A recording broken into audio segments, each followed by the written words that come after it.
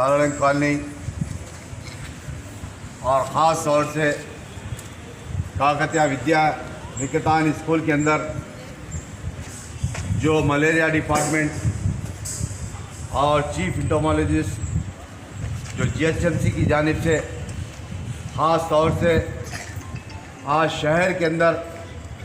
जो मस्कीटो के ताल्लुक़ से जो परेशान है, आज इस ताल्लुक़ से यहाँ पर प्रोग्राम रखा गया। मैं यहाँ पर बताने के लिए ये आया जो स्कूल के अंदर जो प्रोग्राम किए और यहाँ पर ख़ास तौर से की वजह से अगर बारिश होती तो मस्कीटो भी नहीं होता और ना मलेरिया जैसे बारिश ना होने की वजह से ये मस्कीटो भी तैयार होता है और मलेरिया जैसे दीगर बीमारियाँ भी पैदा होते हैं। आप जहाँ तक हो सकता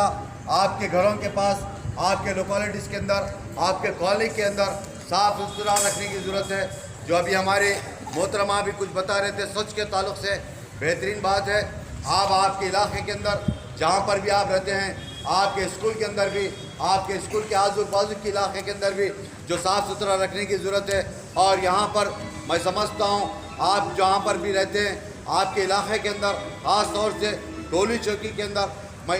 ये भी महसूस करता हूँ जो मस्कीटो ज़्यादा रहते हैं, जिसकी वजह आपके इलाके के अंदर बहुत बड़ा एक शातब तालाब है। उसी तरह से आपके अड़ोस पड़ोस में जो लंगरोज़ के इलाके के अंदर मस्कीटो है, यहाँ पर मस्कीटो इसलिए होते हैं जो लंगरोज़ मोसी रिजर्व है और शातब तालाब है, यहाँ पर गंदे पानी और यहाँ पर गंदा पानी शहर का तमाम चीज़ों का यहाँ पर ही गंदा पानी आता है, जिसकी वजह से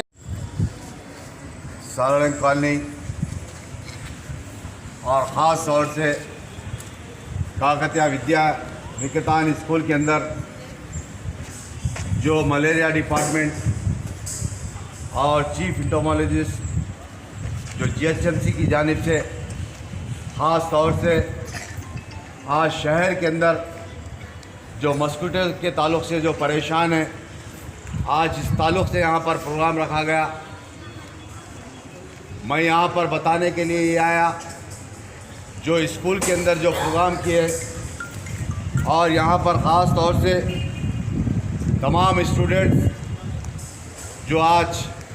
यहाँ पर बैठे हुए और यहाँ पर स्टेज के ऊपर जीएचएमसी के ऑफिसर्स और यहाँ के कॉलोनी के ज़िम्मेदार और नाना नगर के कॉरपोरेटर और दीगर यहाँ पर बैठे हुए उन तमाम को मुबारकबाद देता हूँ। और ख़ास तौर से